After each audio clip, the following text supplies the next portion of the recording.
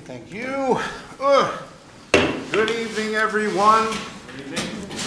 And we're down one, so we'll see where that goes. Okay, we've got a committee of the whole meeting tonight, so this is, of course, a lot of reports and discussion. So let's get to it. Would someone like to move the approval of the agenda, please? So moved, Mr. Mayor. Thank you. A seconder? Second, Mr. Mayor. Thank you. All those in favor? Aye. Contraminded? Carried. We have minutes from April 17th. Would someone like to move the approval of the minutes, please? So moved, Mr. Mayor. Thank you very much. Seconder? Second, Mr. Mayor. Okay, thank you. All those in favor? Aye. Contraminded? Carried. Do we have any business arising from the minutes? Yes, go ahead, Deputy.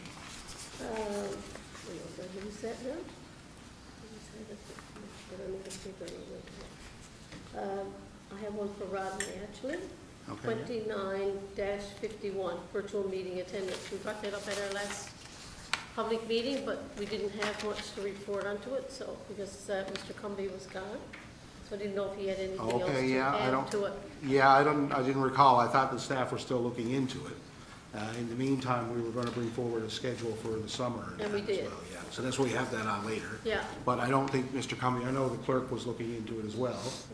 So, I don't know, Mr. Cumby, yeah, last meeting, I think you weren't here. I don't know if you I have don't anything. know what updates you've been given, but we do have, in order to do that, council has to adopt a policy around it, That's right. right? So we just set some parameters. So we're just looking at, like we usually do, looking at some of the bigger municipalities, see what kind of policies they have, what fits us, and present several options to council for their vote. Yeah. And deciding, you know, this is the policy that they would like. Yes, that's correct, yes. So that's what we're doing right now. Yeah, Deputy? I guess the question is, what comes first? The policy or the proceeding with the virtual meetings? You gotta have policy first. Okay. So I guess the policy comes around, well, there's two things. One, deciding on how it goes. So if, you know, two counselors are missing or can only attend virtually, would we go virtual? Or if, you know, most of them can't, would we go all virtual instead of in chambers? And that's the kind of things we'd have to decide, I think.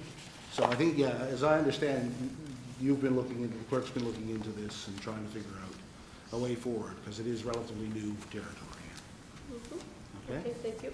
You're welcome. Anything? Just glad to know that it's still on the horizon. Yeah, anything else there that, any other things on the minutes? Okay. We have some proclamations and events.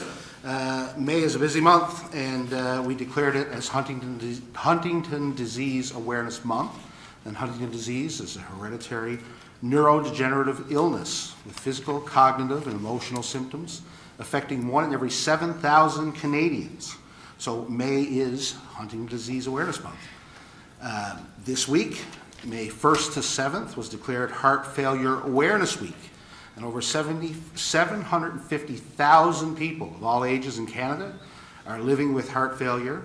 And I was speaking with a representative today, and he was urging, of course, here in Newfoundland in particular, we are prone to that with heart disease. So again, it's something that we have to be aware of.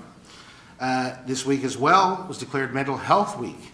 And so CMHA Mental Health Week promotes mental health awareness through education campaigns, activities, and events held all across Newfoundland and Labrador. Next week is Municipal Awareness Week. And so we'll have some things, I'm sure, to share in the coming week, some demonstrations, things like that, to show the public some of the techniques and technologies we use when dealing with the issues we face in the city. So again, it's a week to talk about what the city does and make people aware of that as much as we can. Again, our staff makes sure every time you flush the toilet, every time you turn on the tap, every time you go down the road, that you can get done what you need to get done and live your life. And municipalities affect your life probably more than any form of government. So just keep that in mind. That's the proclamations and events. Mr. Mayor? Yes, go ahead. Just want to put on the record that we've also been approached by multiple Multiple MS. sclerosis, yeah. yes. Yeah, the staff have reached out to get Yeah. information, and we haven't heard back in time, but we will bring that forward. Thank you. Because May is MS Awareness Month as Yes, well. thank you. Okay, we have as well our meeting schedule there, so you can see there's some dates proposed. In the summertime, typically, we cut down the frequency, so July and August, we have a meeting schedule up until the end of June, but you'll see there's a date for July 17th and August 21st before we get into the regular kind of every 2-week schedule in the fall. I don't know if anyone offhand has any issues or questions or concerns. Anything? Yes? Yeah, Mr. Mayor, no, I don't have any questions with regard to the dates. And again, all of our schedules are flexible, and you know, most of us will work, so something could come up and work whereby you can't attend a particular meeting. But you wouldn't know that today. That's right. The question I got, Mr. Mayor, would be the 4:30 p.m. start time. Yep. Most of us are working to 4:30. Can that be moved to, say, like 20 to 5, 4:40 to get us? Yeah, that was just based on the feedback Yeah, last yeah. time. So if we want to, like, I'm fine with 5. I think the idea is to get it earlier. It's just a little more convenient from a staff perspective in that as well. Yeah, I'm okay with 4:40, like Yeah. 4:40, 4:45. Well, let's make it 5. I think, is that okay with everyone? Yeah. Yes. So there's only those 2 meetings we're talking about That's right, right now, yeah. right? Okay, so 5 o'clock on those days, Okay, thank you, Mr. Mayor. no problem. And anything else there? Yes, Deputy? We have a meeting, 2 meetings scheduled, one for July, one for August, but if we follow through what we've always done, if something important comes up, we'll have a meeting. Oh, of course, we have that ability, and we've had to do that many times before, Several of course. times. That's right. Another thing to note there as well, we have 3 meetings scheduled in May. Now, I am aware that there's 3 councilors that are going to be away on that meeting that was on the 29th. So I'm going to suggest that we just cancel that meeting right now, scrap that meeting, unless anyone has any objection to that. We might have trouble with quorum anyway. Like, I know Councilor Pender's not here tonight. I didn't know he wasn't going to be here. But if that happens, of course, then we would be stuck with no quorum. And we have 2 meetings as it is, so I think we'd be okay. Does anyone have any objection there? No? No, sir. Okay, perfect. So all good, clerk? Perfect. Okay, let's get on to some of our reports. Councilor Granter, Protective Services. Yeah, thank you, Mr. Mayor. Just the Protective Service report for the month of March. Municipal enforcement had 65 calls. Animal control had 9 calls for roaming animals, 1 injured and dead animal, and 1 for a bite from a dog, actually, Mr. Mayor. 128 parking enforcement calls to the city. Corner Brook Fire Department had 32 calls. Corner Brook Fire Department prevention inspector conducted 46 commercial inspections, 2 home oxygen inspections, and 1 public education session, Mr. Mayor. And the Public Safety Answering Point, PSAP, had 6,507 calls during the month of March. And that's it for the report, Mr. Mayor. Thank you. Anyone have any questions on any of those? Yes, Deputy Mayor. Untidy property. There's something that comes up now quite often, seeing that everybody's trying to clean up and some who don't clean up. What is the policy or the regulation around keeping your property tidy, and what happens if it's not? Good question. Mr. Flynn? It is a good question. The property has to be maintained in a certain condition. It has to be aesthetically pleasing to neighbors for the most part. You can't have garbage around, litter, grass should be cut, things like that. Our MEOs would go out, if we get a complaint, our MEOs would go out and assess the property, compare it to the neighborhood, ensure that everything is in order. And if it's not in order, they'll issue a violation notice, which gives the residents a bit of time to deal with the situation. And if they fail to do so, it's escalated to a charge. Yeah, how's that? Okay. Okay. Any other questions on these? Okay, good. Okay, Councilor Granter, we have some information on the ATV season. Yeah, thank you, Mr. Mayor. It only seems like yesterday we were looking at this last year. The year goes by fairly quickly. So the season for the ATV groups, Mr. Mayor, starts on May the 15th, 2023. The 2021-22 deviated route permits which were yellow in color, are good until June the 14th, 2023. The city continues, there was a couple of things there that we just deleted, Mr. Mayor, so I had to jump over Oh, those. yes, yeah. The city continues to work on the Lewin Parkway and the North Shore Highway access, and I'll ask Todd to give us an update on that, how far along we are with regard to that, because there are numerous residents asking about that. And we remind all ATV operators to drive safely and remain within the guidelines set forth by the Corner Brook Recreational Vehicle Regulations and the Newfoundland Off-Road Vehicle Act and Regulations. Recommendation, Mr. Mayor, staff are working on an upgrade to the ATV permitting system, which will be completed prior to the May 15th season opening. To better accommodate residents who wish to drive on the May 15th and shortly thereafter, staff are recommending that the 2021-2022 ATV operator permits remain valid. Thank you, Mr. Mayor, and again, I ask Todd to give us an update on the Lewin Parkway and the North Shore Highway access for ATV routes, and if there's anything that I missed with regard to permitting. I just, thank you, Mr. Mayor. I just want to reiterate that this year, we had initially intended to enter into new permits this season. However, I think during our discussions today, we decided that probably we'll just extend the permits that have been issued in 21-22 with council approval, of course, and allow those permits to remain valid. If there's any changes to their information, such as another ATV vehicle, added drivers or deleted drivers, we will issue a new permit to address that. There'll be no processing fee this year or anything like that at this point. We may consider that again next year, but that'll have to be dealt with during budget time. Okay.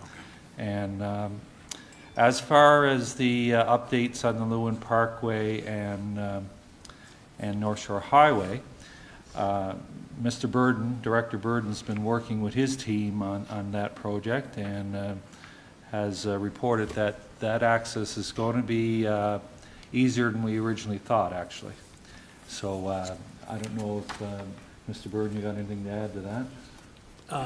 Yeah, so first on the North Shore Highway access, that was assessed last year and again this spring, and it looks like with minimal work, we can meet the new ATV regulations of keeping within a kilometer or only traveling within a kilometer. There's one small section between the new landfill, or not the new, the landfill site and an old quarry access road that we're going to utilize the North Shore Highway, which is actually less than a kilometer. We're hoping to get over this week to touch up a few areas that were a little bit of a safety concern and wet areas. Some good news for the Lewin Parkway access. Just today, my staff had gone up and looked at it and have determined that instead of coming up Wheelers Road or Corporal Pinson and turning right and traveling all the way across the Lewin Parkway to Lundergan Drive, you can actually take a trail behind the new hospital site that ties into the existing snowmobile trail. Put me on the spot, I don't know if it's west or east of, it's slightly east of Marine's quarry access. So this is a snowmobile trail that was put in a couple of years ago that takes you directly to Watson's Pond Road, used very commonly by snowmobiles. We're going to do a little bit more investigation, but we think it's going to be quite a bit easier to access our ATV trails through that trail as opposed to putting them across the Lewin Parkway all the way to Lundergan Drive. Okay. So that's, by the next meeting, we will have definite, we should have the two trails ready to go for the season in a couple of weeks. And I'm sure our GIS staff will be able to have a decent map of that too. That's in the process, should be done by the end of this week. Okay, good. Mr. Mayor? Yes, go ahead. I'm just wondering if staff give any thought to moving that sign that's at the bottom, like where you come off, I think it's a pier road, and you go down to Griffin Drive. I think that we had it there initially to stop ATVers from using it, but now that they're welcome, because they have to go around it. Yeah. And one wheel is off the pavement, so to me, it's a safety thing now, and we really don't need it now. I'm just wondering if staff give any thought of moving it or taking it there altogether. Yeah, and I don't know, Mr. Burton or Mr. Flynn, if you know what we're talking Yeah, about. no, it's on the list to get moved. It was, Thank you. Is everyone familiar with that area there, Yeah. the walking trail there? Okay. Yeah. Okay, good. The only other question I would have is obviously, some of our neighbors have already initiated. So Massey Drive and I think Deer Lake have moved their date earlier. I don't know how their bylaws crafted or what exactly they have, but ours is technically on May 15th. Is that correct, Mr. Flynn?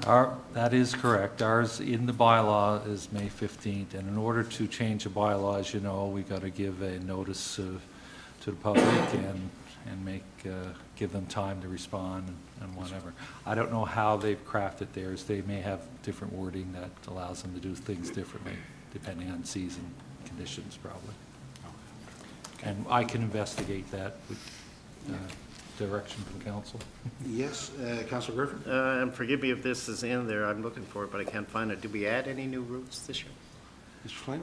No new routes this year, but with access to the Lewin Parkway, if we can get that one completed, we will be able to open up the Elizabeth Street subdivision and issue permits for that trailhead, hopefully. That's in the works. Good stuff. Any other questions? No? Good, okay, thank you very much. And Councilor Granter, we have, again, another never mind, another issue. You know what I was going to say? I knew what you were going to say. Yeah, so our aerial truck and where we are with that. Thank you, Mr. Mayor. Just give an update on the Ladder 9 aerial truck replacement. Cornerbrook Fire Department is working through the process to replace its deteriorated aerial fire truck. Funding has already been approved from the province, enabling the purchase to occur expediently. We were able to purchase this truck through the canoe purchasing program, thus increasing the efficiencies of the tendering process and expediting the acquisition. Final discussions are underway to review the requirement with a canoe supplier, and we hope to issue the PO in the coming days. This truck will be a little smaller, yet more versatile than our current ladder truck, and will be used as a front-run apparatus. As stated, the funding for this apparatus has been received and is ready for acquisition procedure, Mr. Mayor. So that's good news. Yep, thank you very much. Any questions on that one? Yes, Councilor Gill. Not so much a question about this purchase, but maybe our people at home would like to know what the canoe purchasing system is. I know we've mentioned it before, but just since it's come up again, maybe just a little refresher Yeah. for the folks at home. Mr. Yeah, Flynn? now, I'm not an expert on the canoe purchasing system, but I will tell you what I know. It's a system that has been approved by the provincial government, and it allows municipalities to participate in a purchasing program where the prices have already been negotiated for a lot of the product offerings, and that and it's approved that we can purchase through that means without going to public tender. So. Thank you. Any other questions there? Okay, we look forward to seeing how that goes. Deputy Mayor, we have some information from Public Works, so we have our Public Works summary. Thank you, Mr. Mayor. I'm laughing because the first thing here says snow clearing, and I'm supposed to say that it ceased on April the 14th, 2023. But we all know it may on cease in June. Anyway, that wasn't in the report, that was me adding that. Staff requirements for night and evening shift were reduced to spring and spring staffing levels. Night shift was reduced from 8 to 4 employees. Evening shift reduced from 3 to 1. Salt and sand, existing salt and sand stockpiles have been surveyed. Coming, I don't know what, is that a miss, I don't know. They're going to be surveyed and coming. Oh, will be surveyed in, okay, it's all one word, okay, surveyed in. The coming weeks confirm the amount required to be ordered for the winter of 2024. And our spring cleanup is on the go. Initial cleanup started the week of April the 17th. Focus has been on the clean up in downtown core with equipment moving out to the mains, and then secondary residential streets with sweeper grades will be priority. And the equipment for cleanup, what we have is 2 street sweepers. These units will be active 24 hours a day, 5 days a week. And I got to say that yesterday afternoon, being a Sunday afternoon, they were cleaning the intersections up in Townside, so they're on the go. And we have 2 skidsters units. These units will also be used on day and night shifts. These units will be outfitted with either an open broom or an enclosed pickup broom. And then there's washing down downtown sidewalks, which will begin, and clean up of green spaces, and that's happening. It's good to see the spaces getting cleaned up, and the Majestic Lawn, Margaret Water Park, and raking and picking up litter. This work will expand into other areas in the coming weeks. Parks and Recreation, preliminary inspections of playgrounds have begun. Repairs to bleachers at Jubilee Field is underway. And a review of complaints. So every year we get complaints, obviously, from things that happened during the winter. So there was from April 1st to the 24th, we had 109 calls. The top 3 categories for requests were 25 lawn damages, 22 curb repairs, and 18 potholes. Crews completed repairs to rough sections at intersection of Corporal Pinkston and Grenfell Drive. Section was milled and then patched with recycling asphalt. Potholes were filled on a variety of streets throughout the city. The deadline to report lawn damages, and this is an important one, is to call 637-1666 to report snow clearing damage to lawns by May the 26th. As in the past, homeowners will have the option to complete the repairs themselves and be reimbursed, or have the work completed by a contractor hired by the city. As people call in, letters will be sent out to explain the options for reimbursement rates. Okay, thank you. Any questions on these? Yeah, Mr. Mayor, the wash down of downtown sidewalks, that's something that the city used to do in the past, and we haven't been doing it in the last couple of years, and we reintroduced it this year. Is that my understanding? There was one year, Counselor, that we didn't do it. It was I think it was the 2020 COVID year. We took a gamble and didn't do it, and swore up and down that we would never gamble again when it came to washing down the sidewalks on West Street or and Broadway and Main Street. So there was just one year we didn't do it. We're actually starting Sunday night shift to start that again. So we're just waiting for the temperatures to come above freezing in the nighttime, and we'll be out full bore at that again. Good. Yes, Debbie. Okay, the deadline to report lawn damages. Can we add a bit more information to that for the people that are watching at home? Yeah, so I'm sure our communications will put some more information out, but yes, we do have to know what needs to be repaired by a certain time, so we can line up the contractor or deal with, I guess, the reimbursement to the residents. So there has to be a deadline, unfortunately, but it's a ways off yet. So yes, I agree, we have to get some more information out on social media and other media channels. Yes, Councillor Gill. What is the plan for sidewalks? Council recently had some correspondence from a resident who wanted to know what the plan was for amelioration or installation of sidewalks in the city. That's part of our plan for this summer? Mr. Oh, Workman? yeah, we run a sidewalk rehabilitation program each summer. This year, we're looking at, quick speaking, I think it's $150,000 worth of sidewalk. But that not only includes rehabilitation, but it also, any place that sidewalk or curb or sidewalk has to be replaced, we use that money for that as well. So, we prioritize and have been prioritizing for the past couple of years using a report that was produced by a student of what is the worst areas, and based on that, we've been trying to do a little bit of sidewalk each year.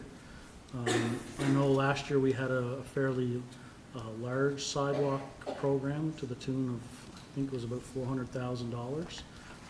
We have less money this year for sidewalks, but we still will be prioritizing and fixing, based on them priorities. I know a lot of people are calling in because they got a crack in their sidewalk in front of their driveway. We can't fix every crack, but what we do look at is different tripping hazards, especially in high priority areas like school zones and the downtown. So we prioritize and knock them off the list that way.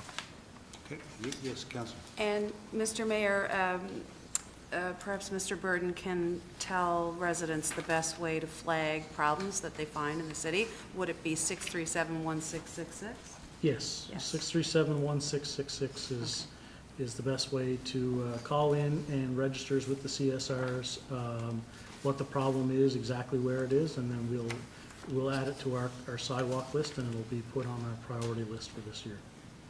Yes.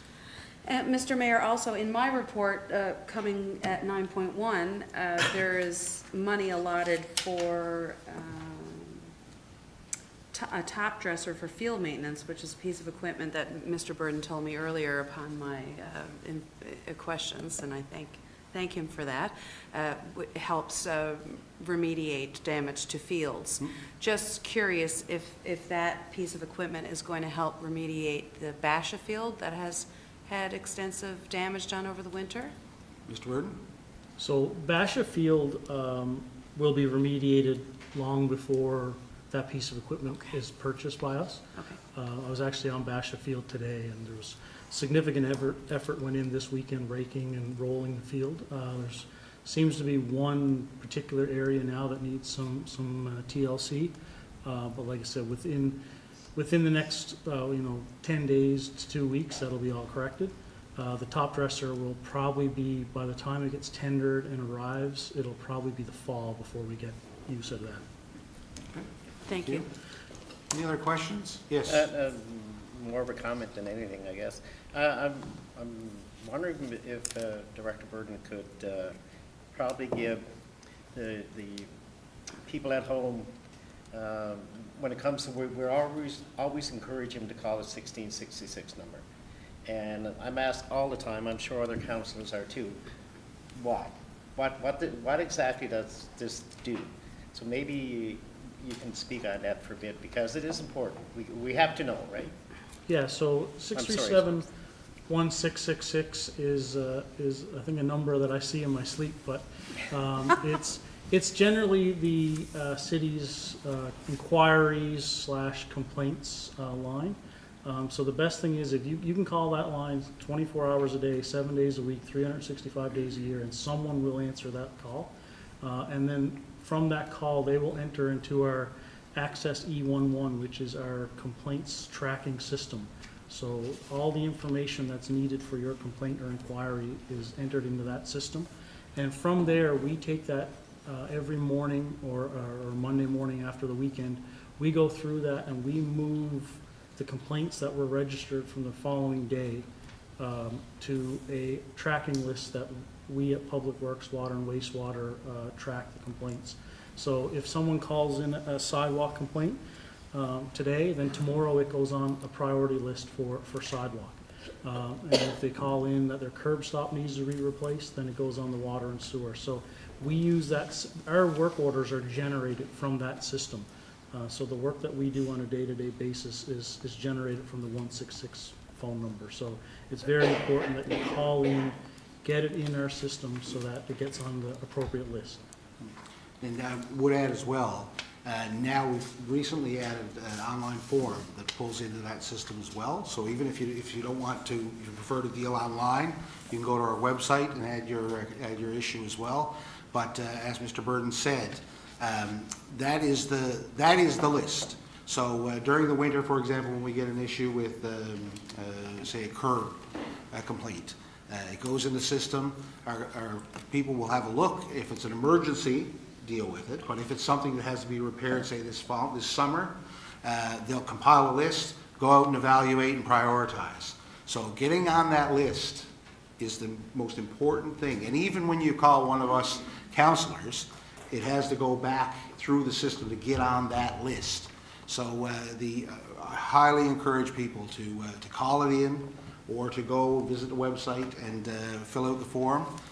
Because that is the system, like Mr. Burden said. That's where that's the basis of all our repairs that we do. Any other questions on Public Works before we get to water, wastewater? Okay. Okay, Deputy, we've got some information from water and wastewater as well. Thank you, Mr. Mayor. Water, wastewater work summary for March the 21st to April 24th. So water and wastewater complaints, we had 54. The top two being the SCADA system alarms and requests for water shut off and on. That was our top ones. Our water and wastewater media releases, we had a total of 4, 2 for road closures and emergency water outages. Water wastewater recoverable works, we had $2,067.84. And water wastewater repairs, we had 2, curb stop repairs and water service leaks. We also had maintenance and in Trout Pond, Station Road, Cobb Lane wastewater station. We had a lot of leak detections in the curling area east side. Discovered 3 service lateral leaks. The leaks on the west side is now repaired, and the 2 remaining leaks will be repaired in the next couple of weeks. Upcoming maintenance, upgrade SCADA system with work depot. Complete annual operational check, pressure reducing stations. We have 13 stations remaining. And water treatment plant maintenance summary, so we had some to March 2023. We had some work going on there. The city water usage dropped by an average of 2 million liters a day, which I found very interesting. The reduction in city usage is a result of the water leaks that have been repaired in the city.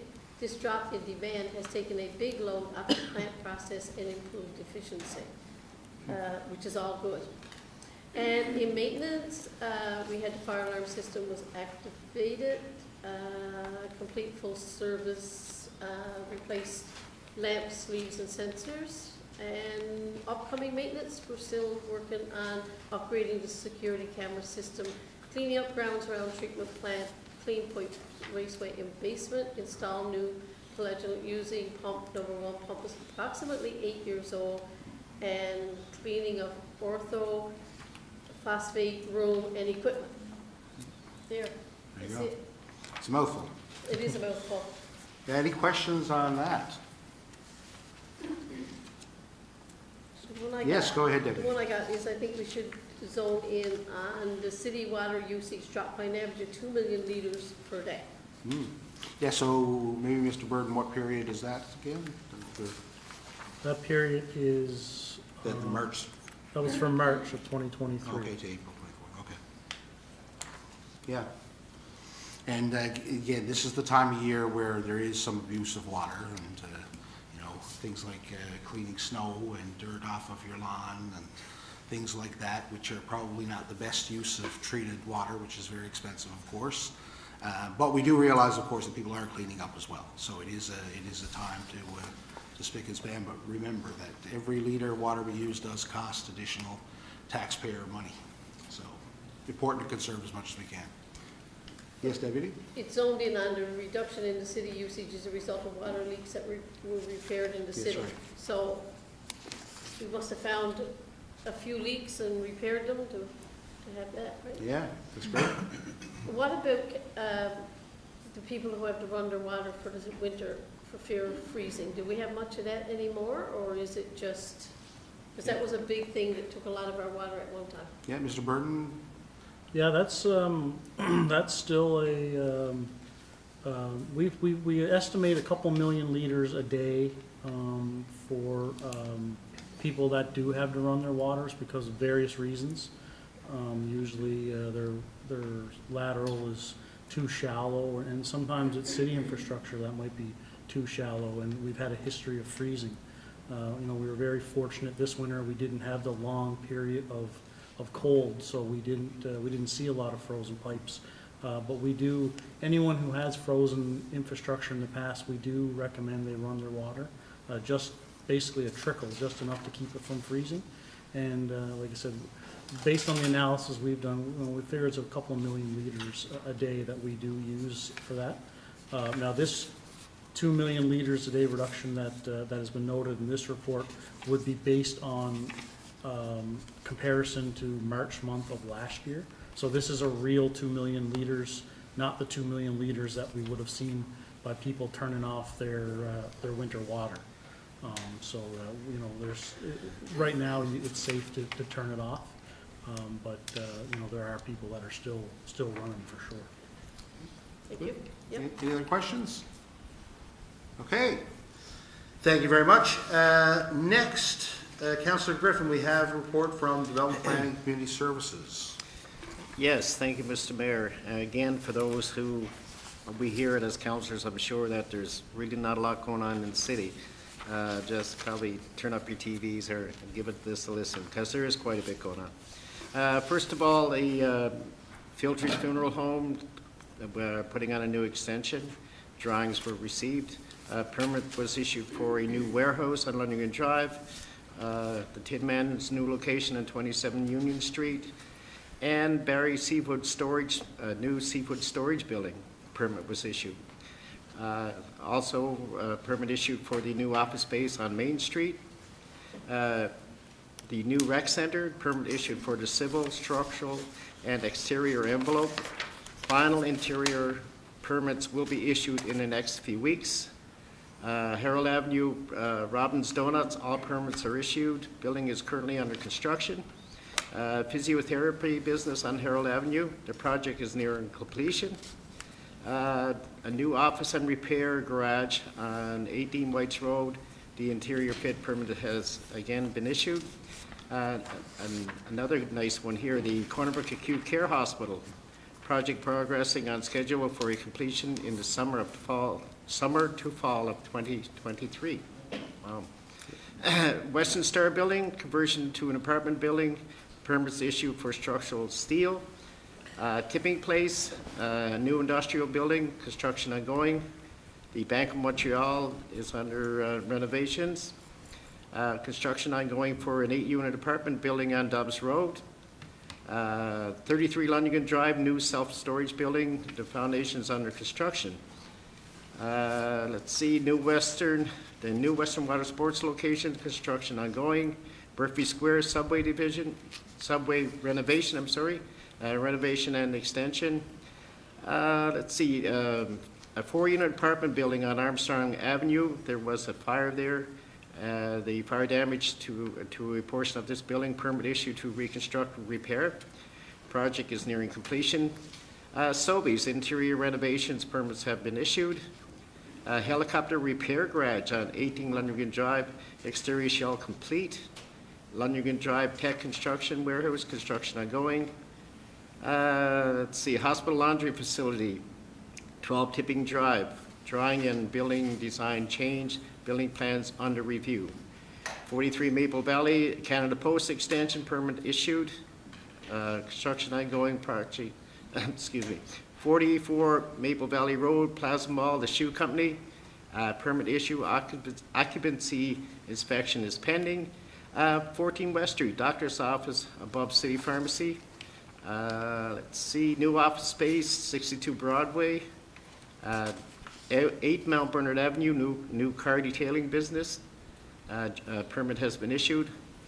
Let's see, we have potential new projects coming up. O'Connell Drive self-storage building, 8 Grenfell Drive gas station and fast food, 42 North Shore Highway cemetery extension, that's Mount Patricia, 71 Humber Road partially vacant building, major renovations, the new IMSP and development regulations. Consultant has submitted the municipal draft and development regulations for staff review. Let's see, the facade appeal comprehensive enhancement face program. 3 face applications have been approved. 3 blade sign applications have been approved. 1 blade sign application has been declined. The total amount committed is $29,928.75, and that is 96.5% of the budget for 2023, which was $30,000. Let's see, Downtown Business Association, they will be pursued with priority with a plan to have in place in 2023. A discussion paper has been developed. The new program for women entrepreneurs, the council on April 17 approved a new program for women entrepreneurs. The guidelines for the application form are being finalized and rollout is expected early May, which is lovely. Sustainable Development Earth Day 2023 Repair Cafe event. April 22nd is Earth Day. Event occurred Thursday, April 27th at the Center for Research and Innovation. The idea is in order to get people in the mindset of repair and not throwing out things during bulk pickups. We are hoping to have a community event where people who repair things will be available to answer questions about how to fix things which may otherwise end up in the landfill. That's very interesting. I like that. Community cleanup, another good one here, or important one, I should say, will be happening May 22nd to the 29th. Reaching out to community groups who would like to engage and participate, hoping to get as many people out as possible by offering prizes in each area of town. Excellent. And so there is quite a bit going on around our city, Mr. Mayor. Thank you. Thank you, yeah. I'm sure there are some questions here. Who wants to go first? Councillor Granter? Yeah, Mr. Mayor, the new IMSP development regulations report was available for council and the executive staff review. So when will council members get a chance to, or have a copy of them for our review? Is that shortly or? Mr. Cumby? Yes, we should have them within the next meeting. Yeah, for that next meeting we should have it. Thank you. And Mr. Mayor, one other question. With regard to the Community Cleanup Week, what regulations, since we just mentioned IMSB, what regulations do we have for, let's just say, the responsibilities of businesses in the downtown core, or businesses anywhere in Corner Brook for that matter, to be responsible for cleanup of entrances or sidewalks directly in front of their entrance? You know, we spend a fair bit of time in, in the downtown core and around the city, as we talked about earlier, with regard to cleaning up the city. But do we have any, is there any legal responsibility that the business owners would have for their section of entrances or emergency exits, those kinds of things, which lead out into the sidewalk? I do notice that there are some businesses, even on West Street. I noticed earlier, even after the snow had disappeared, that they were out cleaning out the sidewalks, washing it down, and they do it winter time with regard to the snow clearing, so on and so forth. But do we have any regulation with regard to the responsibility that they have? Yeah, Mr. Flynn, from an enforcement perspective, what responsibilities do the owners have for the property in front of their businesses? Well, really, I've got to take that one away and come back with the actual answer. I do know we do have some things there, but I'd rather not go off the top of my head on that one. Yeah, typically, I know we don't have, there may be limited. If we can attribute waste or litter to a certain source, Yes. We could pursue that with an investigation. But I would add that it should never come to that. Again, good business Attracts business. Yeah. If the business is clean, neat, and tidy, and a lot of businesses do take care of their properties, but there are some, around the city that don't take care of their properties. And you would hope that they would take care of their entrances and their, put flowers out in the summertime and make it neat and tidy and welcoming to potential customers, whether they're local customers or someone coming in visiting the city or anyone coming in on cruise ships. And I would add that if anyone does have any issues, and if you see something there that you think's out of place, or you see that a neighboring business or something like that is not keeping something in order, please 637-1666. If we have a complaint, then again our enforcement can act on it, other staff can act on it. Rather than you don't have to you won't be identified till you're ratted out by the business to who told on them, but we can mediate there and hopefully get some action on that. So if you don't tell us though, it's no good to go on Facebook, post about it. Call 637-1666, and then we can take some action for sure. Thank you. Yes, Deputy. Oh, sorry. No? Go ahead, Deputy. Go ahead. Okay, me? Yep. DBA, Downtown Business Association. Is that going to be connected to the same, structure as what we had previous, or is it going to be a whole new DBA? And who is setting it up? Yep, Mr. Charters. Through you, Mr. Mayor. The idea is, we as the city staff really recognize the importance of a DBA. We understand there's some challenges to overcome. We'd like to see a little bit different structure in place, governing body, that type of thing. We're working on that. The business development officer has been speaking to other downtown business associations to kind of craft a model for that. It says in the report 2023. I don't think it'll happen for 2023. That's probably more like 2024. But of course, we will bring that back to council for comment before we even consider rolling that out. Good, good. Councillor Gill, you had something? Yes. The Women's Entrepreneurship Program, is that the awesome program that we learned about from our business development officer this week? That's great. And if there are female entrepreneurs that would like to connect about that, I'm assuming they're not going to call 637-1666.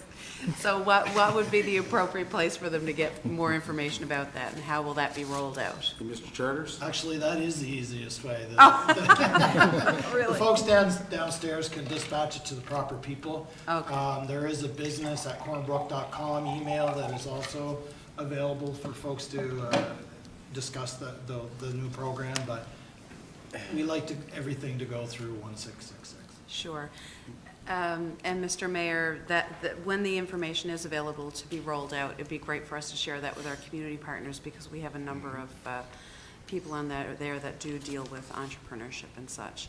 And also Grenville Campus, the Navigate Entrepreneurship Center would like to avail of that information, I'm sure.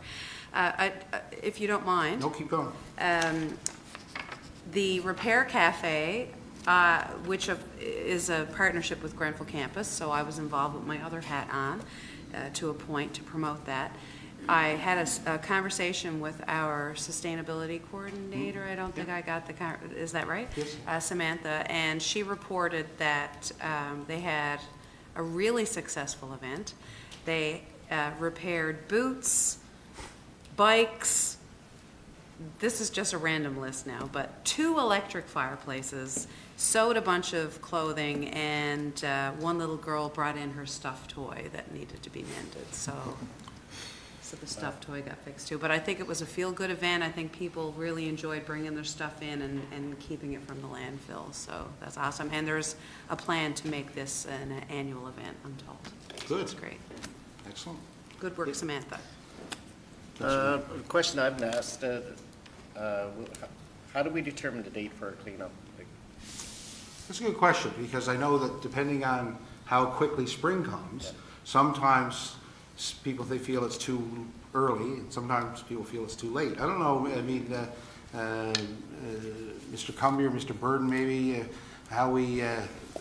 why is it early May when we do our cleanup? It was generally, that's when the snow goes.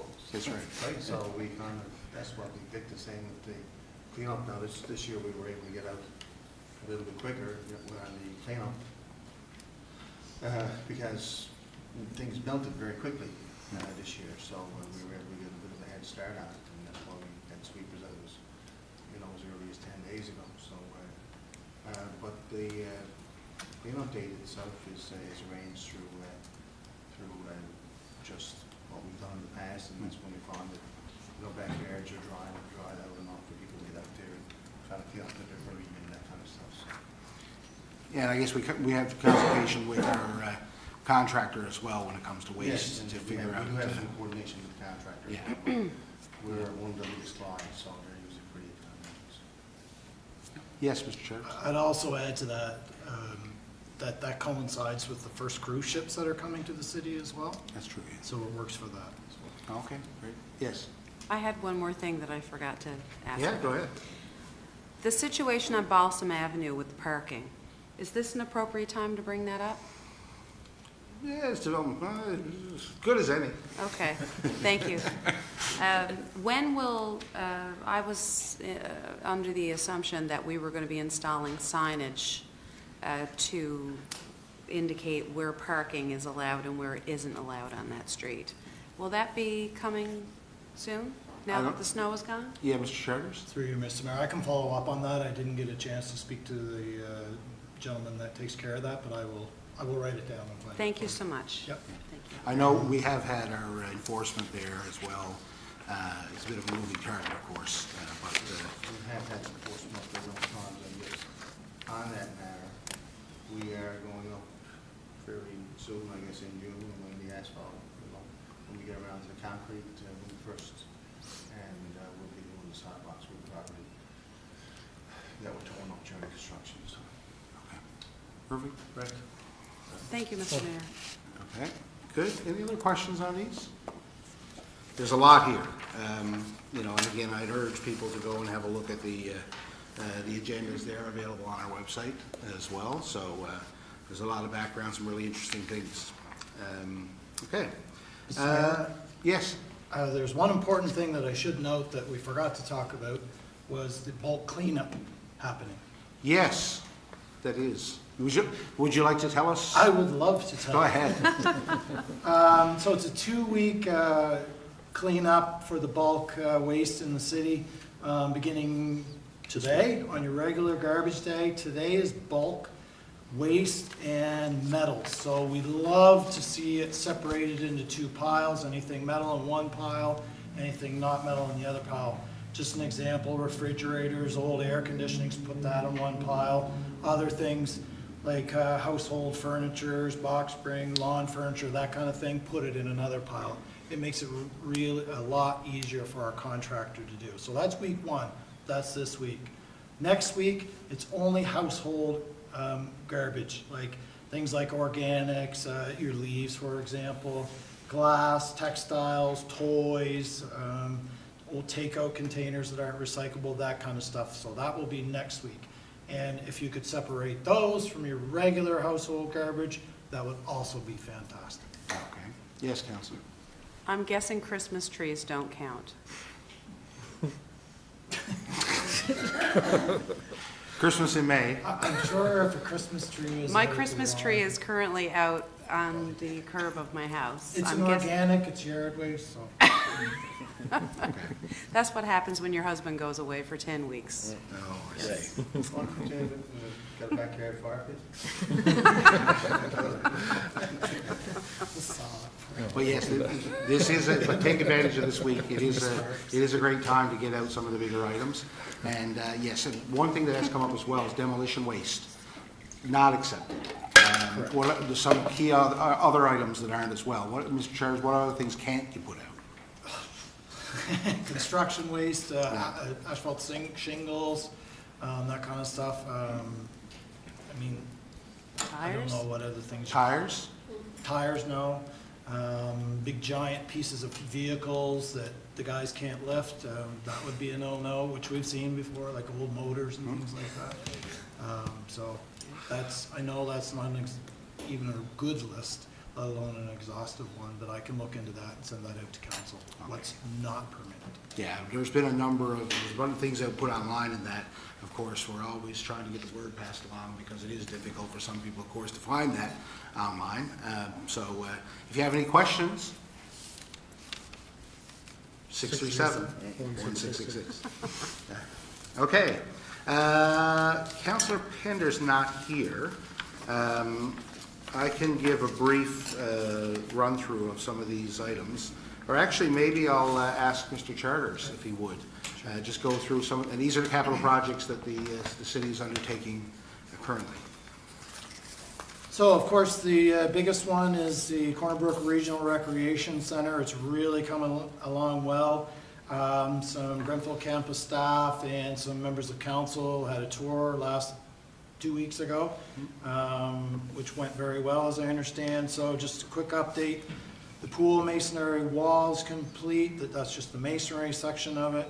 The interior masonry is approximately 98% complete. There's a lot of concrete block walls in that facility. Structural steel is complete.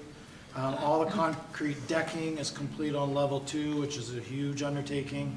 All concrete slabs complete except for the pool deck. That's a very complicated system, so that's probably one of the slabs that'll be happening next. Steel studs and drywall being installed, which really shows the progress in the building. The fireproofing is now complete. Mechanical and electrical will be ongoing until the project is complete, I'm sure. 2 new stairwells were installed, and the most exciting for me was one of the Uniquad. The colorful panels are starting to go up in the facility. I haven't yet had a chance to look at it, but I've seen a couple photos and it looks really good. So we're really excited about that. Just to add to that, when we went out to the tour, when we get inside, you can really see it start to take shape.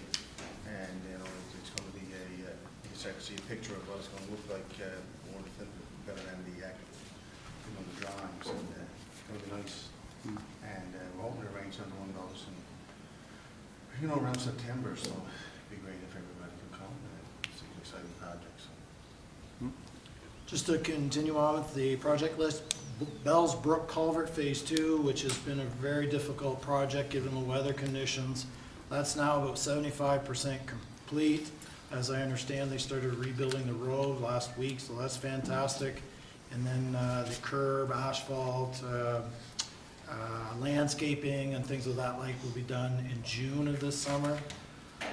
Some upcoming projects, the Great Trail Enhancement Phase 1, construction is scheduled to start May 23rd. McCall Drive at Crestview Avenue, pedestrian crossing improvements.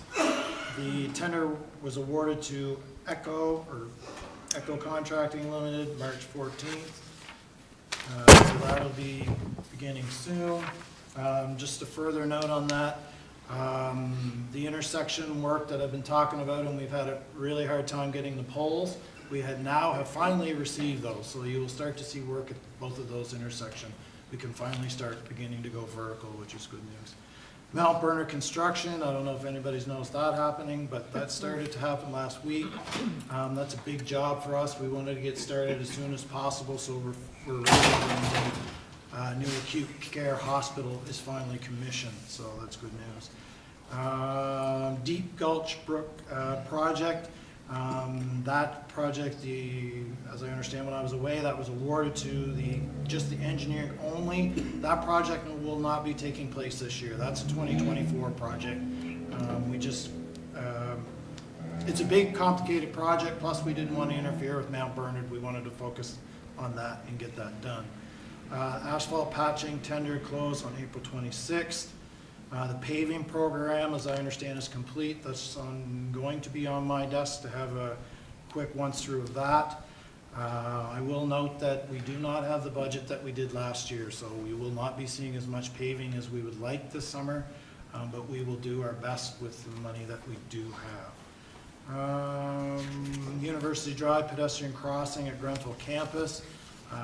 The design, we did that design in-house.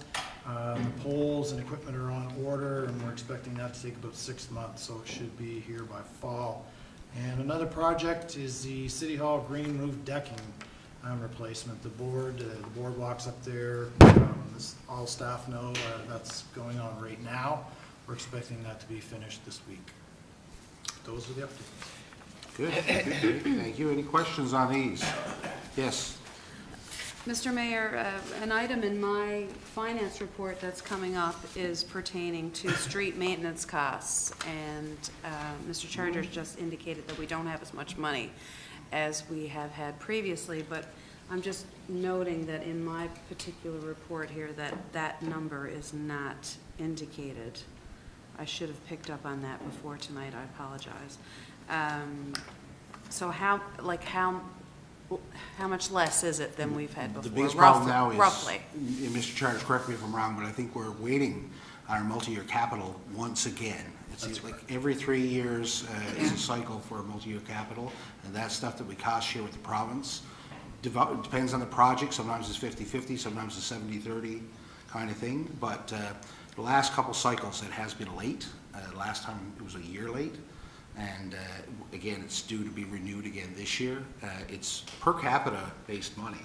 So and we usually have enough flexibility to set projects within that budget. So we do have some meetings this week. MNL is having a symposium meeting in Gander. And I have a number of meetings with colleagues from the larger municipalities as well. But a big question that everyone has is where's the money? Right. And the same thing with the ISIP, the federal money.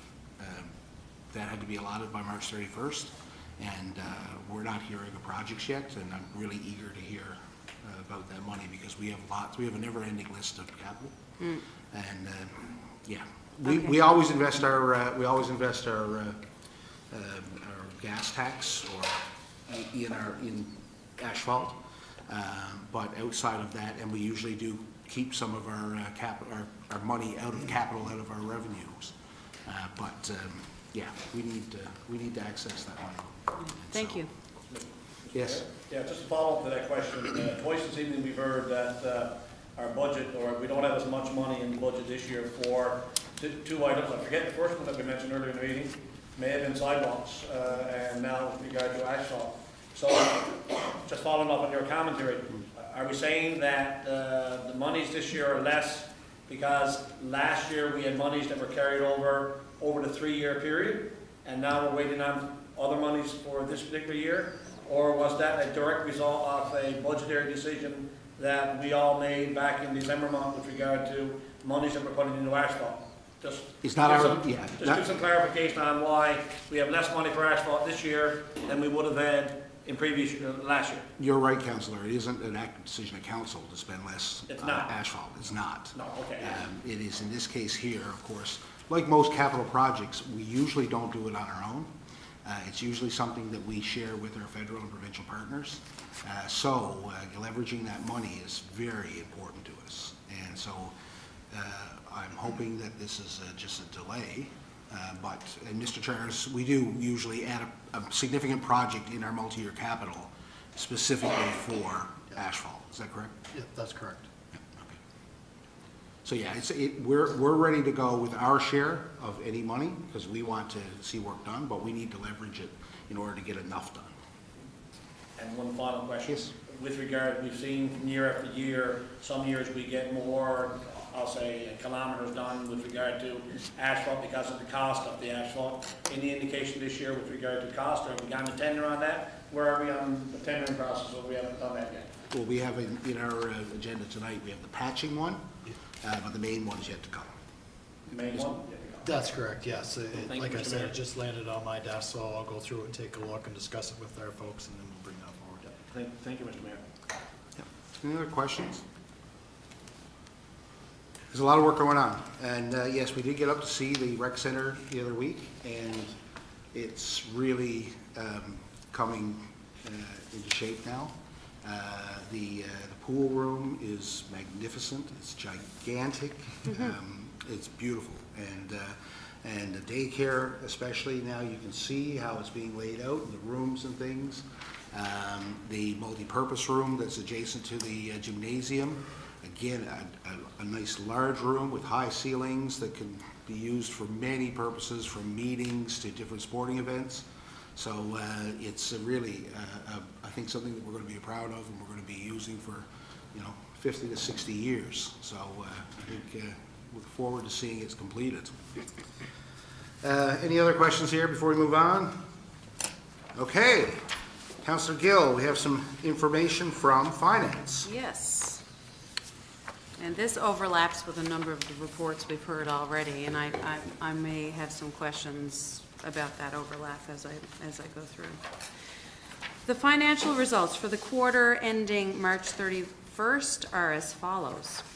Actual revenues at March 2023 amounted to $32.8 million, compared to the year-to-date budget of $31.7 million. The full-year budget revenue is set at $37.4 million. Property and business taxes, which make up the core revenue stream, amounted to $29.4 million. City takes this opportunity to thank those taxpayers who have settled their property and business taxes within the specified deadlines. City would also like to request those residents with outstanding taxes to please settle their accounts as soon as possible, as interest is levied at 10.5% on outstanding balances. And I had a question about that as to whether or not that was comparable to the percentage that other municipalities leverage on outstanding And maybe, balances. Mr. Cumby, you have more municipal experience around the province than ours. That would be definitely comparable, yeah. Okay, it seemed high to me, but, okay, good. And is it the same for business as it is for residency? For residential, sorry? Yes. Same, okay, thank you. So please reach out to the city collector to arrange payment plan if necessary, and the number to call is 709-637-1666. The Civic Center revenues amounted to $482,000, exceeding the year-to-date budget of $322,000. So that's $322,000. That's good. Of note would be the increase in ice hockey tournaments held at the Civic Center, with revenues from the Royals hockey games generating $133,000. Usage of the studio recreational facility has also increased, with revenues of $41,000 earned.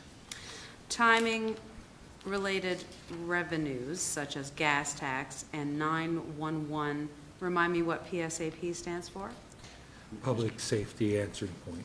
Right, thank you, are still to materialize in the income statement. So that's revenues. Expenses, and this is where some of my comments are going to come up. Year-to-date actual expenses amounted to $7.1 million compared to a budget of $9.2 million. Some notable expense items to highlight include IT computer costs of $103,000, including costs pertaining to finance software, computer operating systems, monitors, keyboards, etc. Public Works snow clearing amounted to $945.8 thousand for the 3 months to March 2023. This is below the year-to-date budget of $1.3 million, roughly. An allocation of 70% of the full-year budget is implemented to the first 3 months of the year. Oh my gosh, finance, yay. The remainder of the budget will be tested in the latter part of the year depending on snowfall levels. So basically what we're saying here is we only use 70% of our budget for snow clearing. I think the budget is based on 70%, is that right? That's correct. And we're under it right now. That's but correct. maybe cross your fingers that we don't have a Well, bad fall and please, winter. please, yes. Great. Yeah, we already jinxed that once tonight. Okay, knock on wood. Okay, thank you for that. Okay, so Public Works, street maintenance costs, we already had that conversation about the budget and waiting on our allocation. But I will state that as we move into spring and summer, the budget allocated for this expense item will be utilized as the city starts with street maintenance, including curbs and sidewalks, which we talked about earlier with my question I had earlier about sidewalks. The Civic Center, actual expenses amounted to $589,000, and that tracks against a full year budget of 2.4-ish million. So again, this is just this quarter, just to be clear. This is only reporting on one quarter. The city expects to see an increase in activities in recreational, leisure, and tourism space as we head into the summer months, so that's going to impact our budget going forward. And now, the utilization of the capital out of revenue budget has amounted to $178,000 to date, and this includes, among other things, the leak finder upgrade, which Deputy Mayor mentioned earlier about the leaks, so important to track those. So we're having an upgrade of $19,000. Blower adapter, I didn't ask about that. I asked about all the other things. I missed that one. What's a blower adapter, Mr. Mayor? Mr. Burden, I'm assuming it's a snow blower? Leaf Or blower? is it I honestly don't know. I'm assuming it's the blower, another blower for the front of a Bobcat, but the Yeah. price seems low for that. So I'll check and I'll It's get only back. $14,000, so, I'll check and get back. thank you. I missed that one. I believe I missed that one. The greenhouse project, which is the I can never say this word, geodesic Yep. greenhouse. The project that we're working on with Western Environment Center. So as part of that, the $34,000 will go towards that project. The fire department extraction gear, $57,000. Is that what we term the jaws of life? That's Yes? correct, yes. You reported on that previously, I think, thank you. And then again, earlier I mentioned the top dresser for field maintenance, and that's $17.5K. and that will, thank you to Mr. Burden for explaining to me what that is. That helps maintain the surfaces for our fields. And interesting to me, our work trucks are getting tablets. So the introduction of technology will increase their efficiency, which is great, and that's going to be $10,000. Okay, I'm nearly there. Accounts receivable. Total outstanding as of March 2023 is amounted to $7.2 million, of which $4.8 million is current year's outstanding balance. This is from 2,269 account holders. The five-year analysis per the total outstanding reflects the 2023 outstanding balances in line with prior years. Business taxes outstanding amounted to $1.6 million from 387 different accounts, of which $1.2 million pertains to current year's outstanding balances. The city collector, as I mentioned earlier, follows up on a, ooh, that's a word I've never seen before, timely maybe basis with taxpayers who have outstanding taxes. The city is willing to work with property and business owners to set up reasonable payment plans. However, if no suitable payment plan can be implemented, the city utilizes various tools at its disposal, including water shutoffs, rental seizures, tax sales, or legal action to recover the outstanding taxes. The city is currently preparing for a tax sale to be held during this financial year. So please, please, please pay your taxes. Okay, and we already talked about the interest charge of 10.5%, which is kind of steep, so please pay your taxes. Grants. The following grants have been awarded in April. Blow Me Down Cross Country Ski Club in support of trail accessibility, $2,000. And Corner Brook Winter Carnival paid out of $1,700 roughly of the $10,000 funding for Fest on West. The Winter Carnival Committee provided receipts to support expenses that had incurred for the event. The event had been canceled due to weather, and the remaining funding would not be paid out. That is my report. Thank you to Mr. Maestri for compiling this for us. Yes, thank you. Questions on this one? Yes, Mr. Burden. Through technology and my staff watching the council meeting tonight, the blower adapters for the water treatment plant. Oh. It's a new blower for the aeration process and the DAPs. Oh, okay. It's some redundant or upgrades to equipment at the water treatment plant. Well, thank you to our staff that are watching online at home and keeping us on track. There you go. Okay, thank you. Any questions on this? I don't have a. Yes, go ahead. I'm sorry, I don't have a question, Mr. Mayor, again, a comment. I'd like to encourage people who, owe the city, are back on their taxes. Look, I've seen it happen in when I worked here and now as a councillor, that we're not in the business of taking people's property, or, we want to work with our residents, so just give us a call and we can sit down, we can have a chat, and we can make it work. Like, we're not the big bad bear that everybody kind of thinks we are sometimes.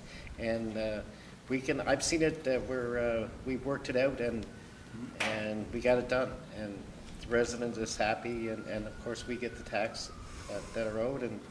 And I would encourage people to do that. Just pick up the phone and give us a call, try it. There's nothing to lose. Yeah. There's nothing to lose. No, that's an And- excellent and- point. Yeah, and we're only too eager to help. Yeah. Really, we understand. Our tax collector, Michelle Walsh, very, Yes. very good to deal with, very, again, understanding, and she can work with you. But the first step, don't hide. No. Call and talk to us, for sure. Any other questions? Okay, thank you very much. Councillor Keeping, we have a report from Recreation and Tourism. Thank you, Mr. Mayor. Recreation. April was an exceptional busy month at the Civic Center and brings to conclusion of much of our 2022-2023 season for regular programming. The Solis Gymnastics Club, Silver Blade Skating Club, in addition to Miners Hockey, Under 13 and Under 11 A Division, hosted provincial competitions which included over 700 athletes and coaches and brought over 3,000 visitors to the Corner Brook area this past month. The local organizing committees rolled out the red carpet, and we were excellent hosts and ambassadors for the city. To round out the regular season, Silver Blades also hosted their annual ice show last week with featured guests, 2-time Olympian and 2-time Canadian champion Keegan Missing, along with 125 Silver Blade skaters. The show did not disappoint as the 1,000-plus audience members were treated to an entertaining evening of fabulous figure skating. Congratulations to all the participants and volunteers for another successful event.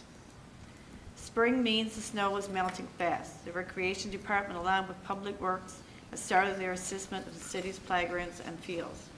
Improvements and repairs of playground equipment, along with maintenance on our fields, will be starting in the coming weeks. This may sometimes include the removal of equipment that may be beyond its lifespan and no longer safe according to CSA standards. As an example, most recently we have identified pieces of equipment on Brosnan Avenue that will be removed in the next week. We can assure residents that this area will continue to be a green space and staff will be repairing items where possible to do. We are all excited to get out and enjoy the warmer weather after a long winter, but we ask the general public to be mindful of the conditions of our outdoor recreational facilities. This includes giving our fields time to dry out before playing on them and have patience as our crews work to prepare our facilities for late spring and summer. We will continue to consult our user groups to ensure their season starts in a timely manner. Updates will be provided as we move forward. From the Tourism Division, the STAR Subcommittee of Leadership and Organization presented the draft terms of reference to the committee, and it has been approved, which includes the adoption of the name Lower Umber Bay of Islands Tourism Committee. A copy of the terms of reference we have attached. The final draft request for proposal for branding, marketing, WAG funding will be presented to the committee on Wednesday, May the 10th. It is the aim of the committee to release the RFP to the public in late May. This is the last piece to be done to accompany the co-op application that has already been submitted. The Jigs and Wheels Festival planning is going well with the finalizing of events, sponsorships, and not-for-profit group involvement. Also to stay in alignment with the mandate of the Lower Umber Bay Islands Tourism Committee, we will add the Jigs and Wheels branded events that include cooperation with other municipalities in the region. The 10 days from July 28th to August 6th is taking shape and will include ATV rides, bike rides, music, car shows, races, parties in the park, fireworks, and healthy lifestyle events. We will have a complete list of events to present to council within the next week or so. As you know, this year's cruise schedule has been released, and 2023 has a record number of cruise ships calling. 34 ships with upward to 60,000 passengers and crew will visit Corner Brook. The Navigator ship from the Regent of the Seas cruise line will be the first to dock on May 16th. The City of Corner Brook will welcome visitors again this year with our ambassadors, volunteers, along with music, information booths, vendors, and the Mail Whistler road trip. During the 2022 season, the total spend from cruise lines and the 40,879 cruise guests and crew combined with indirect expenditures result in an estimated total economic impact for the region of $8.6 million. We expect to surpass that amount in 2023. We will also see visitors in May as a result of the Newfoundland Labrador Indigenous Tourism Association hosting the 2023 Atlantic Tourism Summit taking place from May 10th and 11th. The meetings of this two-day event will be held between Marble Mountain and the Corner Brook Civic Center and will bring together individuals, business owners, artists, and crafters, community leaders, industry, and government departments that are all interested in supporting the growth of Indigenous tourism opportunities across the Atlantic region. We would like to welcome all our visitors and encourage them to get out and enjoy everything the West Coast has to offer. This sums up the month of April. Perfect, Thank you. Thank you very much. So questions on these items? Yeah, one comment, Yes. Mr. Mayor. The Jigs and Wheels Festival for the summer, is RidFest part of that this year? I didn't see it mentioned in the, is there RidFest is part of that, sorry? Mr. Mayor, we've tried to have it coincide with Jigs and Wheels, but the timing for the vendors is not working out, but the following weekend will be Rib Fest. Thank you, Mr. Mayor. Okay. You, any other questions on that? Yes, Deputy. Just a question on the bathrooms at Margaret Border Park. I understand they're still not opened, Okay. but what can we do? And I know the answer to this, but I want the public to know how we can access the bathrooms if we're going to have a field trip there, especially schools this time of year are looking to come. So how can we use the park with the bathrooms included? Hey, Ms. Pat? Our target, we've actually our recreation supervisor is working with the cleaning contract now, and we have an anticipated target date of May 16th. Okay. Good. And I think, I'll add a little information now. You can call somebody in the recreation department and they will open it if there's a group coming in, say to school or something. Ms. Pat? I would have to, I mean, I'm sure we'll accommodate wherever we can. Okay. And I just want to ensure, I don't want to jump the gun and make sure something's not completely ready to go. Yeah, because we have to work with we have a contractor that Yes. does cleaning on that, right? Yeah. But you may, Yeah, I already told somebody, because I checked and they said that there was a way that we could actually get the bathrooms open. I'm sure, Okay. So I've already told a group that they could, yeah, they can touch base with us and we'll do whatever we can to accommodate. okay, Okay. thank you. Yes, Councilor. Thank you, Mr. Mayor. I'm just wondering if the parks will come under, we said earlier, we don't want anybody beyond our ball fields and, like our sports facilities. So would that include Margaret Bowater Park, Bartlett's Point Park? I'm just thinking, if would the grass situation be an issue there, like it would be on the, is that why the bathrooms aren't open, like Mr. Burton going? No, Margaret Bowater Park, Bartlett's Point Park, any of the green, like the passive green spaces, they're fine to utilize this time of year. Like I said, we've done an initial check over and cleanup of most of them by now. Like I said, the ones that we're concerned about really are the softball fields and the soccer fields where it's quite aggressive. People use them as quite aggressive, and they're just not dry yet, so we don't want to turn that grass into mud. But Bartlett's Point, Margaret Bowater, any of them are, people can use away of them. Okay, perfect, thank you. Any questions? Okay, that's great. We're looking forward to seeing what's coming up with Jigs and Wheels. It should be exciting, but summer's on its way. Next, we have, a report from our Accessibility Inclusive Community Committee. Deputy Mayor, tell us what you had a meeting on Thursday. Very exciting meeting, lots of new ideas. Thanks to Councillors Granter and Keeping, and the staff that attended, and Jessica, who keeps us all together, for attending this meeting with us. We discussed things like the summer events. In the committee, we discussed the need for parks and events in the city to be more accessible, which includes having wheelchair accessible picnic tables in every park, ensuring the location of the picnic tables is accessible as well. And the committee also discussed the emphasis on ensuring events in the city have considered accessibility for setup of their events.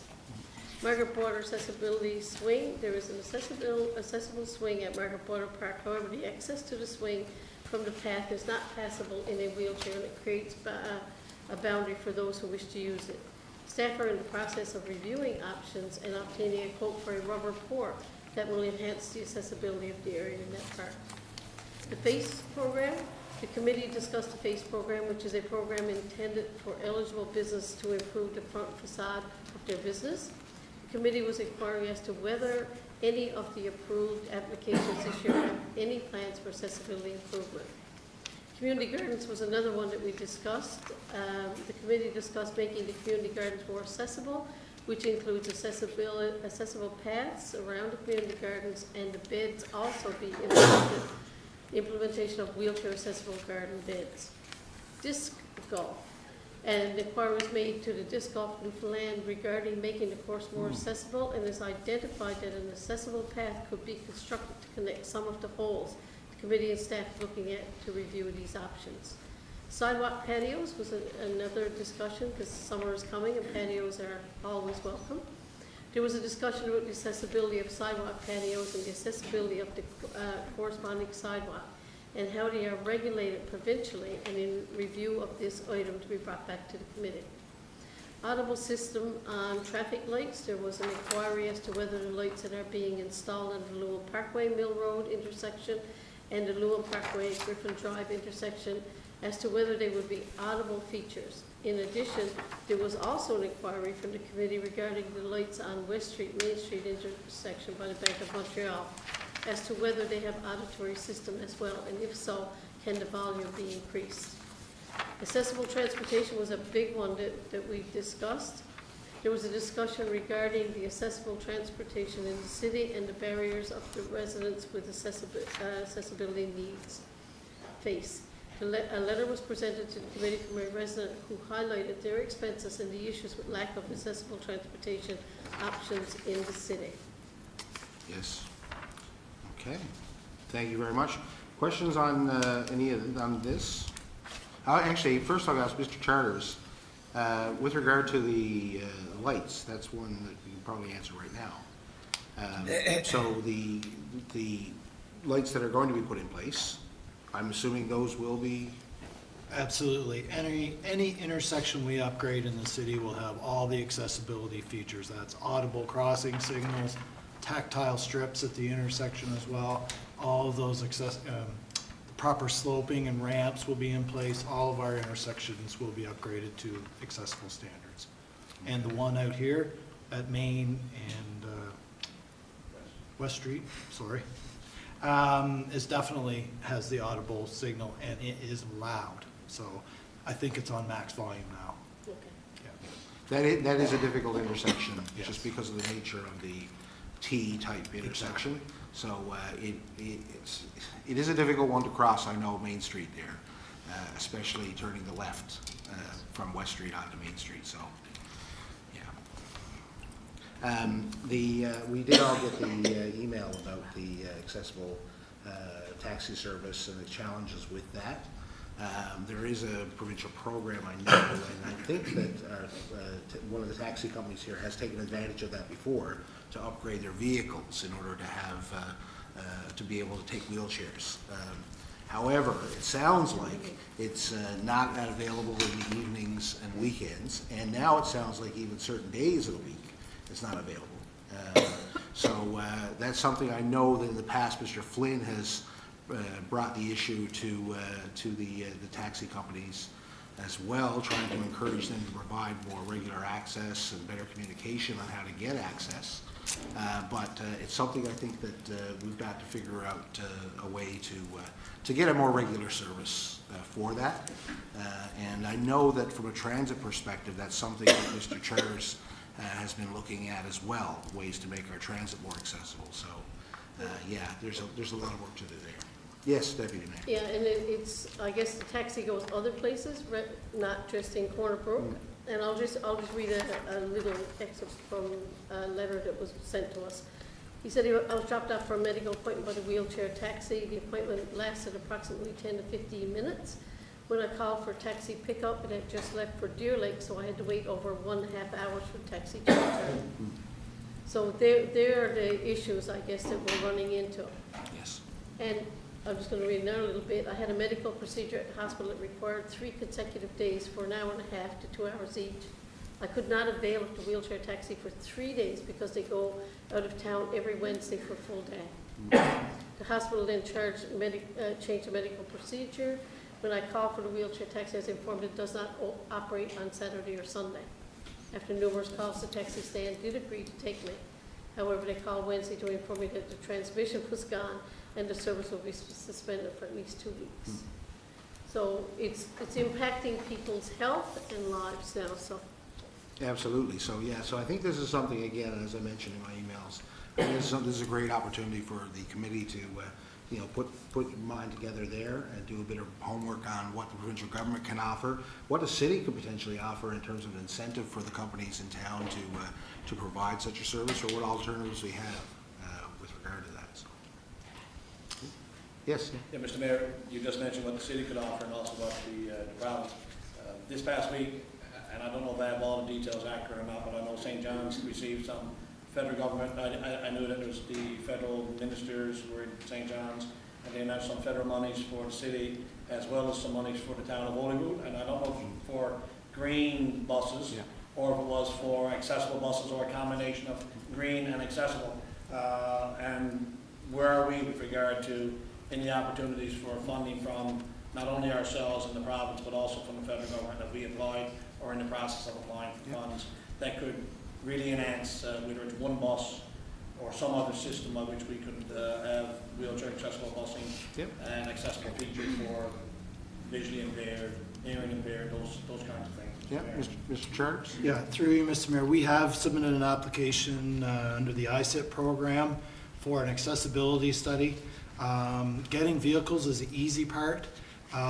Getting the infrastructure in place, that could be physical infrastructure, application processes, scheduling of trips is a very complicated issue to tackle. So we're looking to get funding to develop that plan, and also we put some in the request money to actually implement some of that infrastructure. So we're hoping we were going to hear something about that by now, but that's kind of where we are now.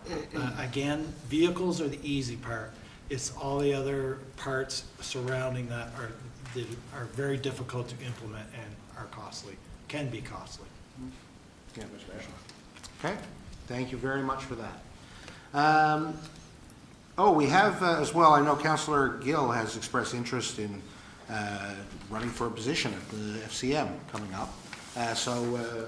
Councillor Griffin, you have something on that? Yes, I do. Thank you, Mr. Mayor. As per Section 4.01 of the Federation of Canadian Municipalities bylaw, the officers of the Federation shall be the President, First Vice President, Second Vice President, Third Vice President, and immediate past President, or if there is no immediate past President who is able and willing to hold that office, a Vice President at large in lieu of the immediate past President, and a Chief Executive Officer. The Chief Executive Officer shall also hold the offices of Secretary and Treasurer. With the exception of the Chief Executive Officer, including his or her offices of Secretary and Treasurer, only elected municipal officials are eligible to be the officers of the Federation. If an officer ceases to hold such an office, his or her position as an officer of the Federation shall thereby automatically be vacated. As per Section 4.02, duties of the officer. The First Vice President, during the absence of or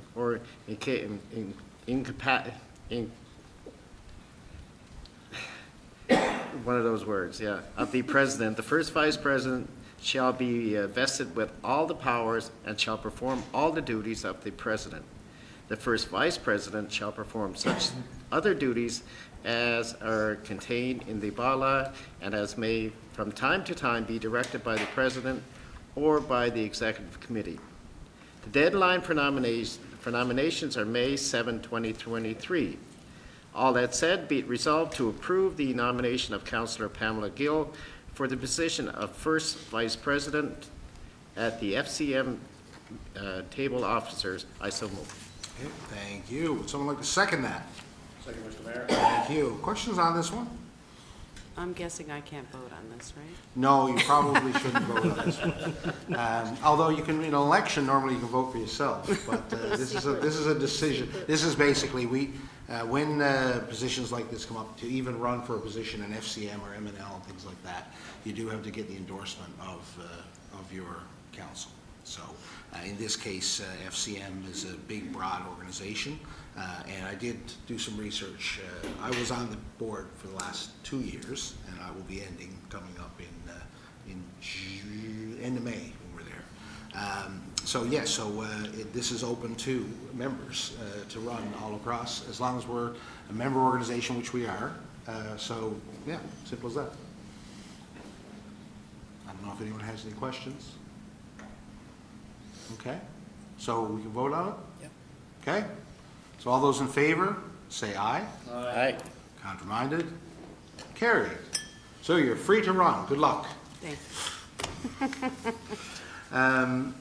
Okay, Councillor Pender's not here. Well, listen, we'll make you do some work for that.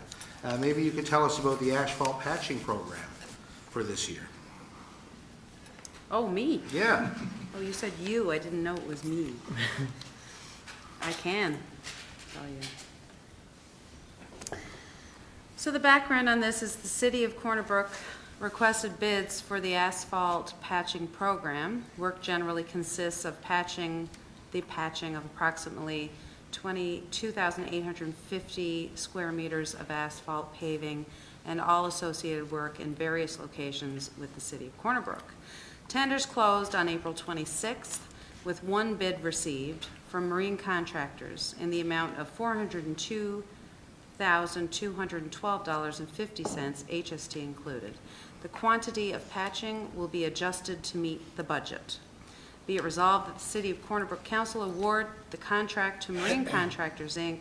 for the asphalt patching 2023 09, I guess that's the contract number, in the amount of $402,212.50, HST included. So moved. Thank you. Would someone like to second that? I'll second it, Mr. Mayor.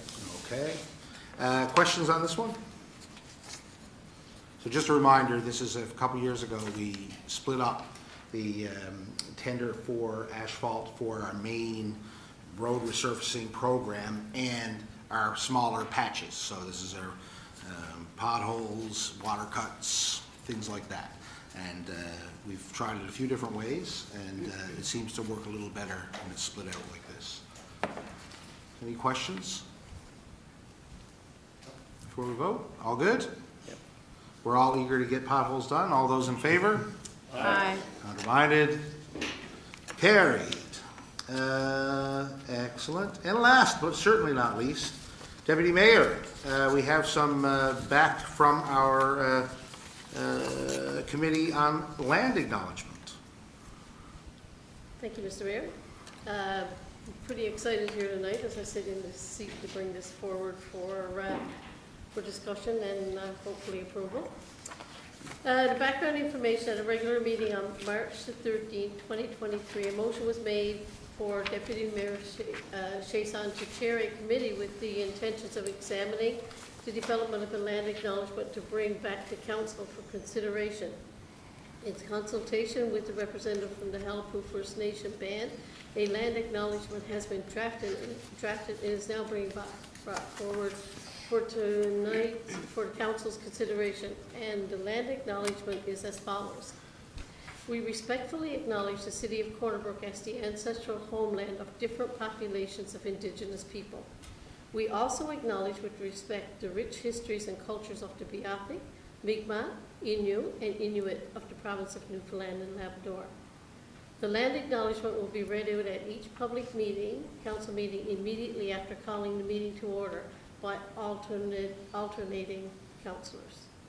So the proposed resolution, be it resolved to approve the land acknowledgement as presented and proceed with the presentation of land acknowledgement at all public council meetings. I so move. Thank you. A seconder on that? Second, Mr. Mayor. Okay. I'll get the clerk to choose the winner on that one. Any questions or comments on this? Yes. This is great. I fully support this. One thing that I've learned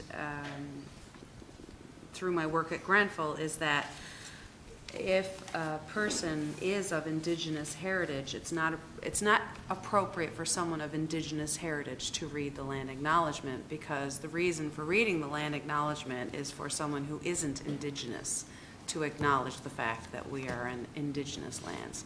So I just want to flag that in case we have a counselor who is of Indigenous background in the future, and we may even, I'm not certain what You got a everybody couple is, at least now, right? okay. So it wouldn't be appropriate it's my understanding, and I could be corrected, but it's my understanding that settlers read the acknowledgement, not the indigenous people. Just gonna throw Yes. that out. That is true, that was discussed when we were at our committee meetings. Okay. Can I acknowledge who was sitting on our committee, or do you want to? Sure, yeah. Okay, so now it's my turn. Okay, perfect. So the committee was made up of Chief Brenda Mitchell, Jenny Brake, who was the voice chief, and I have Jenny Brake with us tonight. She's back there.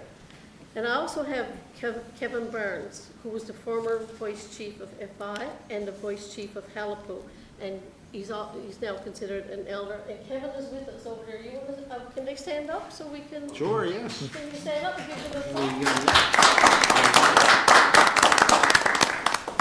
They worked very hard.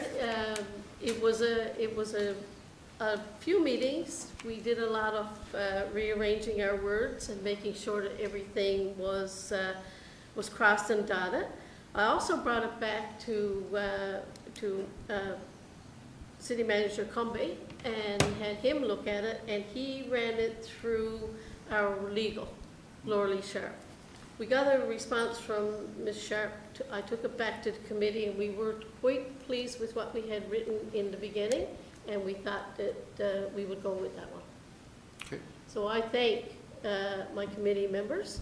I also asked councilors if any of them would like to sit on it. Lots were too busy.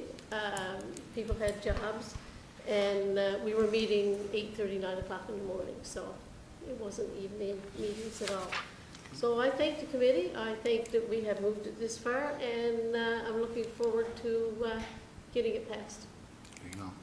Okay, any other comments before we vote? Okay, all those in favor? Aye. Counterminded? Carried. Okay, thank you very much. That being the end, Scully Scully.